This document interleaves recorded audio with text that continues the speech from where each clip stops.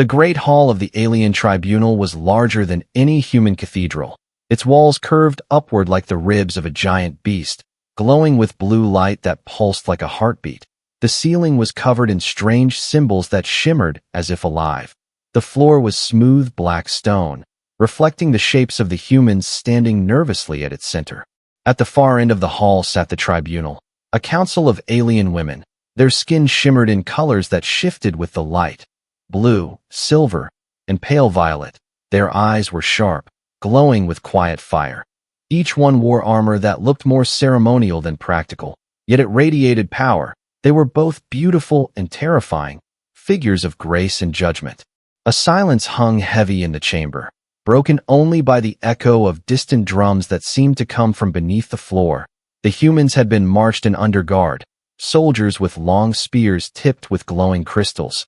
The humans looked small compared to their captors, but their eyes burned with pride and fear. At the center of the tribunal, the High Speaker rose from her seat. Her voice carried like thunder, yet it was calm. "Humans, hear us," she declared. "Your species has been summoned before this tribunal for judgment." The human envoy, a man named Captain Elias Ward, stepped forward. He was tall, with a soldier's frame and sharp eyes. His voice was steady though his heart pounded. "We stand ready to hear your decision, but we will not be slaves." The High Speaker tilted her head, studying him as if weighing his soul. "You misunderstand, human," she said slowly. "We do not seek slaves. We seek survival, and for that, you will play your part."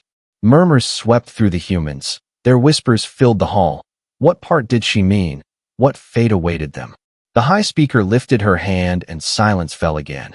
"Our kind is dying," she said. "For generations, our daughters have been born weaker.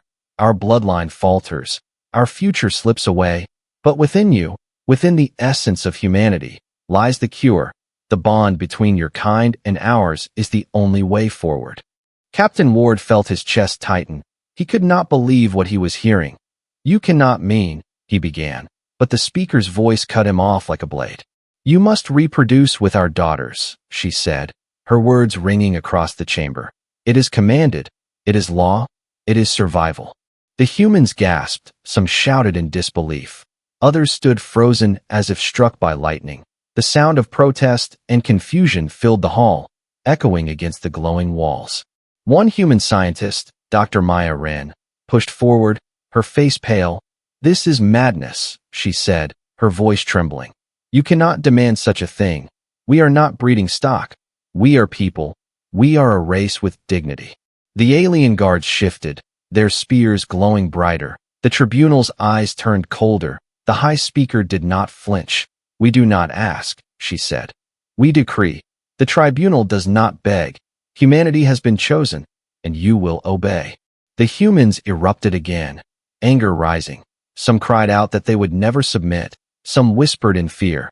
The hall shook with tension, as if the very walls felt the storm of emotions. Captain Ward clenched his fists. His voice rose above the chaos. "You dare to command us as if we are cattle. You dare to strip us of choice. Humanity has fought and bled for freedom, and we will not surrender it so easily." The tribunal's members exchanged glances. Some looked stern, others thoughtful, but the High Speaker remained calm. "Your freedom means nothing if your species is ash. We offer you purpose. We offer you survival. Refuse, and you condemn not only us but yourselves, for our armies will march, and humanity will fall beneath them." A heavy silence followed. The humans stood frozen, knowing the threat was not empty. The aliens had armies that spanned stars, fleets larger than anything humanity could imagine. Dr. Wren whispered, "They mean it. They will destroy us if we refuse." Her words carried the weight of truth, and fear spread among the group. But Captain Ward's eyes burned with defiance. He would not allow his people to be broken without a fight. He turned to his fellow humans and spoke quietly. "They want to break us with fear. They want to chain us with survival. But humanity has always found another way." The tribunal waited, silent and unyielding. Their command hung in the air like a blade. The humans were left with only two paths: submission or resistance, and the choice would decide the future of both species. The drums beneath the floor grew louder, echoing like a heartbeat of war. The chamber glowed brighter, The eyes of the alien daughters in the shadows shimmered with something unspoken: curiosity, sadness, maybe even hope. But the command was clear: the humans must breed with the daughters of the tribunal, whether they agreed or not. The judgment had been passed, and so began a conflict that would shake the stars. The command of the tribunal echoed in the minds of every human in the chamber. The words were clear, but the meaning felt impossible. The idea that humanity must breed with alien daughters was beyond imagination. The humans stood in silence for a moment, their hearts pounding. Then the room filled with whispers. Some muttered that it was a trick. Others wondered if the aliens had lost their minds. A few even feared that maybe the aliens were right. Captain Elias Ward's eyes swept across his people. He could see fear in their faces, anger in their clenched fists, and disbelief in their trembling lips. Dr. Maya Wren had turned pale, her hands shaking as she tried to understand the science behind such a demand. Beside her, Sergeant Holt muttered under his breath, "This is not survival. This is slavery." The alien guards remained still, their glowing spears a silent warning. The tribunal sat like statues, unshaken by the chaos. Their eyes glowed brighter, as if feeding on the fear of the humans. One of the tribunal members leaned forward, her voice softer but no less firm. "You are afraid because you do not understand. But understand this, humans, our order is not a suggestion, it is your future." Her words sent a shiver through the crowd. The humans had fought wars, crossed galaxies, and stood against impossible odds. Yet now they were being told that their very survival depended on surrendering their freedom. A young human soldier, barely out of training, stepped forward. His voice cracked but carried courage. "Why us? Why humanity? Out of all the species in the galaxy, why must it be us?" The High Speaker's gaze fell on him. Her eyes shimmered like molten silver. "Because only you can," she said. "Your blood is strong. Your spirit is fierce. You adapt where others break. You endure where others fall. Humanity carries the seed of survival, and without you, our daughters will fade into nothingness."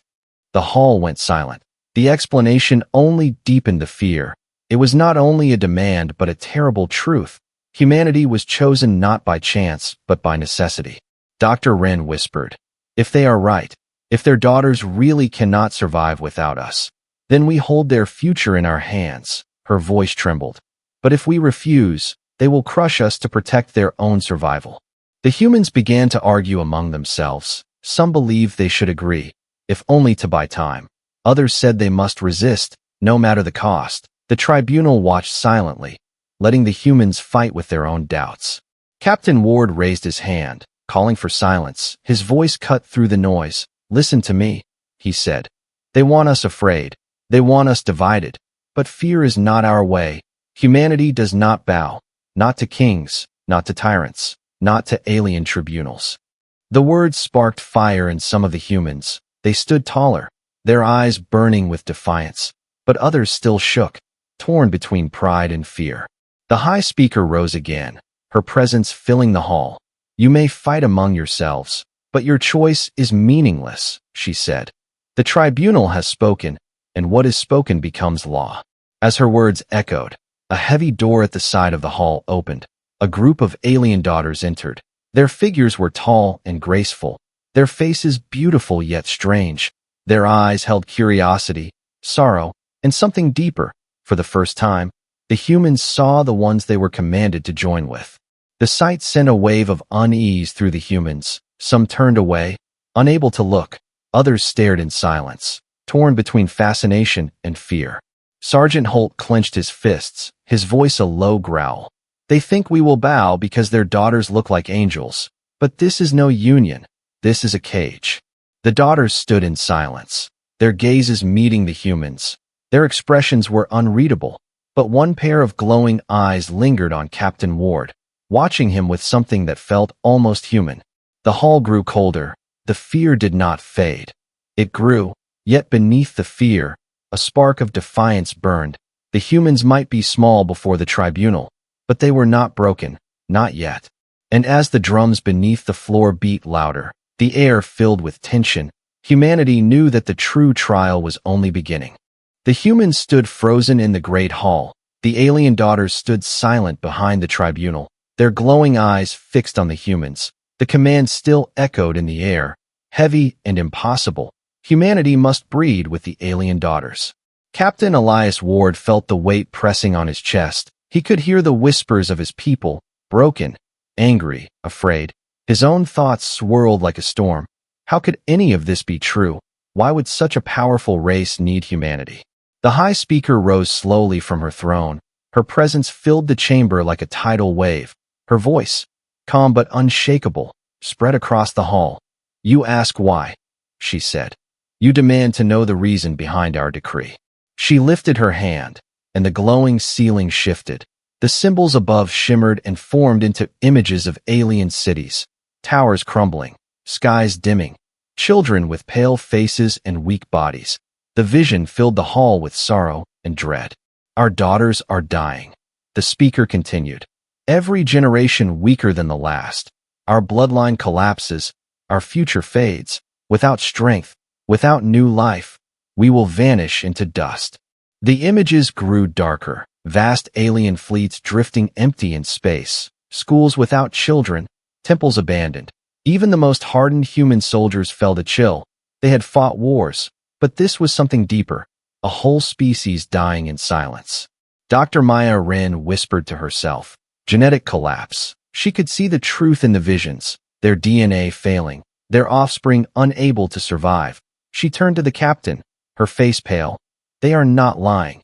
Elias, this is real." The High Speaker's voice sharpened like a blade.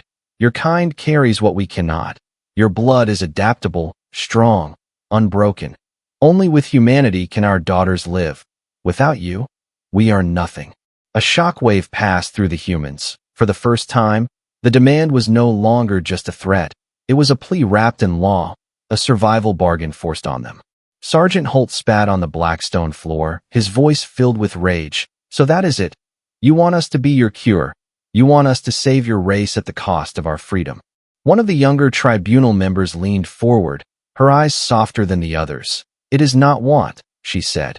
"It is need. Without you, our daughters will perish. Without you, our kind will fall." The human crowd broke into arguments. Some shouted that they must resist. Others said survival should come first. A few muttered that maybe this was destiny. The hall filled with noise, voices clashing like swords. Captain Ward raised his hand, demanding silence. His voice carried across the chaos. "You demand our blood, our future, our children, and you dress it as survival," he said. "But what about humanity? What about our freedom? What about our right to choose?" The High Speaker's gaze did not falter. "Freedom is meaningless without existence," she answered. "We offer a choice: serve survival, or face extinction. Refuse, and our armies will burn your worlds. Accept, and humanity becomes immortal within us." The words struck hard. The humans stared at her in disbelief. The demand was not only about survival, it was also about power. If humanity agreed, their fate would be bound forever with the tribunal. If they refused, the galaxy itself would burn. Dr. Wren looked at the alien daughters, their faces calm, but their eyes full of something unspoken. Were they prisoners of their own fate too? Did they want this union, or were they as trapped as the humans? One daughter stepped forward, her glowing eyes fixed on Elias Ward. She did not speak, but her expression carried weight. It was not command, it was not arrogance, it was sorrow, as if she too feared the chains of survival. The humans felt a new fear. This was not a simple demand. This was a crossroads. Humanity was no longer just fighting for freedom.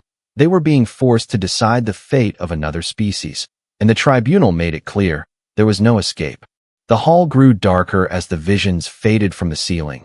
The drums beneath the floor slowed to a heavy, steady beat. Like the ticking of a clock, time was running out. The reason had been revealed. The choice was still before them. Captain Ward clenched his fists. His heart pounded like thunder. He knew this was only the beginning. The real battle had yet to come, a battle not just of weapons, but of will. And as the tribunal watched, their decree hanging like a blade above his people, Elias Ward whispered to himself, "We will not break. Not now. Not ever." The chamber felt colder after the visions faded. The truth of the alien collapse weighed heavily on the humans, yet fear did not silence them. It fueled something else, a fire that had burned inside humanity for ages. Captain Elias Ward stepped forward again. His boots echoed against the black stone floor. His voice rang clear and strong. "You call this survival," he said. "But what you demand is chains. You ask us to give up freedom, to give up choice. Humanity is not cattle. We are not tools." The human crowd stirred. Some nodded, their fear replaced with anger.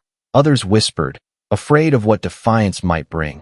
The alien guards gripped their glowing spears tighter, ready to strike at the smallest command. The high speaker narrowed her glowing eyes. Her calm voice turned sharp. "You mistake defiance for strength. Human, do you think rebellion will save you? Do you think pride will protect your kind from extinction?" Elias did not flinch. "Pride is not what protects us," he said. "It is spirit. It is unity. It is the fire inside us that refuses to die. You may command armies. You may burn worlds. But you cannot break humanity's will." The words sent a ripple through the chamber. The humans stood taller, some raising their fists. Others pressed closer to each other, united in fear, but also in defiance. Sergeant Holt stepped forward beside his captain, his rough voice carrying like a battle drum. "If you want us as slaves, you will have to drag us in chains. If you want our children, you will have to fight for every drop of blood." The hall erupted with shouts. Some humans cried out their refusal. Others pounded their fists against their chests. The sound grew louder, echoing through the chamber like thunder. The tribunal's calm order was shaking. The alien daughters in the shadows shifted. Their glowing eyes reflected the humans' fire. For a moment, some of them looked uncertain, as if they too felt the power of human defiance. The high speaker rose to her full height. Her armor gleamed under the pulsing light. She raised her hand, and the chamber fell silent. "Enough," she said, her voice booming like a storm. "You forget where you stand. This hall is law. This tribunal is power. We do not beg, we command." At her signal, the guards slammed their spears against the floor. Sparks of blue energy burst upward. The humans flinched, but they did not retreat. Their defiance only grew. Elias Ward's voice cut through the charged air. "Then know this," he said.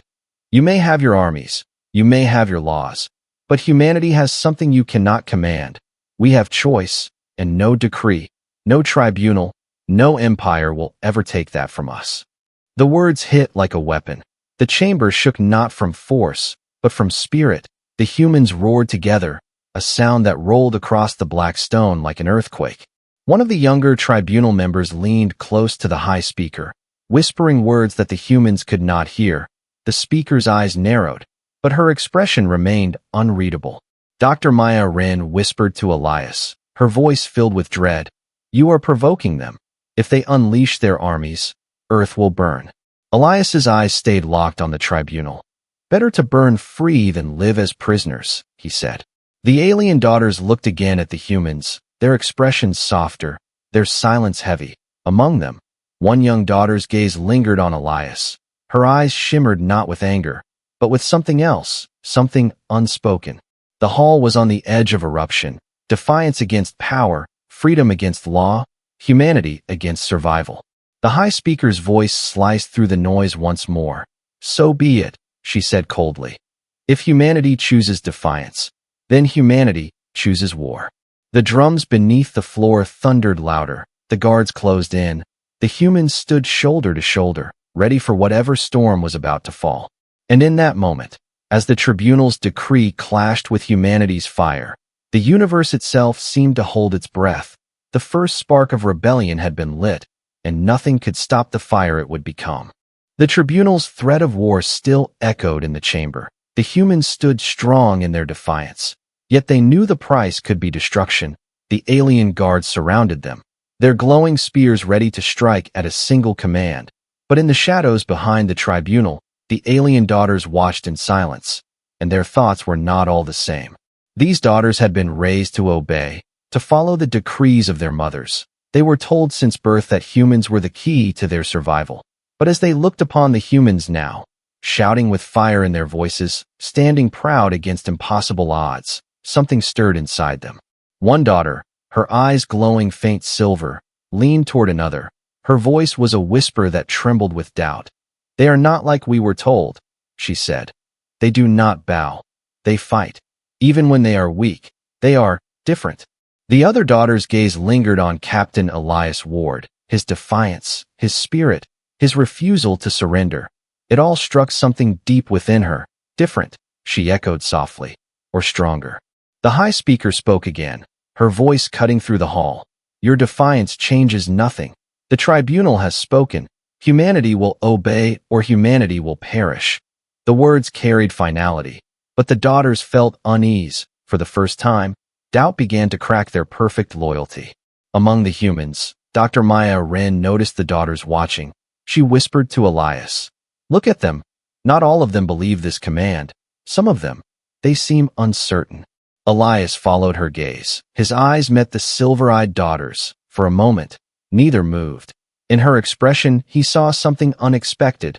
Not command, not anger, but sorrow. Almost as if she too were trapped in chains. Sergeant Holt muttered under his breath, "What's this? They look at us like we're more than prisoners." The alien daughters remained still, but whispers passed between them. They had been told the humans were nothing more than tools for survival. Yet here stood men and women who carried themselves with honor, who spoke with courage, who would rather die free than live bound. One daughter, younger than the rest, clenched her fists. Her voice shook as she whispered to herself, "This is not survival. This is cruelty. We cannot force life from those who refuse. There must be another way." Her words were quiet, but another daughter heard and nodded. A spark of rebellion, small but alive, began to flicker in their hearts. Meanwhile, the humans prepared for the worst. They knew war might come. They knew the tribunal might unleash their armies. Yet in that moment, something subtle shifted in the air. An invisible thread connected human and alien, defiance and doubt, hope and sorrow. The High Speaker raised her hand, ready to end the debate. "Guards," she commanded, "prepare them for the decree." But as the guards stepped forward, the silver-eyed daughter suddenly spoke. Her voice rang clear, startling even her own kind. "Wait." The hall froze. All eyes turned toward her. Her fellow daughters stared in shock. The tribunal glared with fury. The humans stood silent, their breath caught in suspense. The silver-eyed daughter's voice trembled, but her words did not stop. "We cannot force survival with chains. We cannot build a future with unwilling hands. If our race must endure, let it be through choice, not through fear." Gasps filled the chamber. The tribunal rose in outrage. Their voices overlapped in anger. The guards tightened their grip on their weapons. But among the daughters, more eyes began to shine with hidden fire. Elias Ward's heart pounded. He knew this was more than rebellion. This was the beginning of something larger. They doubt their own law. He whispered to Maya, "This is our chance." The humans felt a strange surge of hope, fragile but real. The tribunal had spoken, but their daughters had whispered another truth. A secret choice was being born, a choice that could change everything. And as the hall trembled with tension, one truth became clear. Power was not as united as it seemed. Beneath the iron voice of the tribunal, cracks were forming, cracks that could become the path to freedom. The chamber was still echoing from the silver-eyed daughter's bold words. The tribunal raged in fury, their glowing eyes burning with fire. But the humans stood frozen, stunned by the courage of one alien daughter who had dared to break the silence. The High Speaker slammed her staff against the black stone floor. Sparks of blue light cracked through the air. "Silence," she thundered. "No daughter may question the tribunal. No voice may rise against the decree." But the damage was already done. Doubt had spread like a hidden flame. The daughters exchanged glances. Some lowered their heads in fear, yet others stood taller, their eyes reflecting something new, uncertainty, and maybe even defiance. Captain Elias Ward felt the shift. He knew this moment was a fragile chance. He whispered to Sergeant Holt and Dr. Maya, "Look at them. They are not all united. We can use this. We can turn their cracks into hope." As the tribunal argued among themselves, a sudden movement caught Elias's eye. The silver-eyed daughter stepped back, her gaze fixed on him. Then, in the chaos, she slipped quietly toward the edge of the hall. For a second, their eyes locked, and Elias understood. She wanted to speak, not as an enemy, but as something else. Later, when the humans were herded into a side chamber under guard, the silver-eyed daughter appeared in the shadows. Her presence startled them, but her voice was soft. "Do not speak loudly," she warned. "The walls here listen, but I must tell you the truth." The humans leaned closer. Sergeant Holt kept his hand near his blade. Dr. Maya's eyes widened with curiosity. Elias stayed calm, his voice low. "Why risk this? Why help us?" The daughter's eyes glimmered in the dim light. "Because I am not blind," she said. "I see what my mothers refused to see. If survival comes through force, then we are already lost. But with choice, with unity, there can be a future, not of slaves and masters, but of equals." Her words shook the humans. They had expected arrogance, but instead they heard something fragile and real. Elias stepped closer, lowering his voice. "You know what they demand of us. You know we cannot accept chains. If you truly mean what you say, then help us, stand with us." The daughter hesitated, her fist trembling. "If I do this, I betray the tribunal. They will cast me out, perhaps even kill me." Sergeant Holt growled. "Then why speak at all?" Her glowing eyes hardened with sudden resolve. "Because some chains must be broken, even if it costs everything." In that moment, a bond formed, silent but unshakable. A human soldier and an alien daughter, both trapped by orders, both unwilling to surrender their freedom.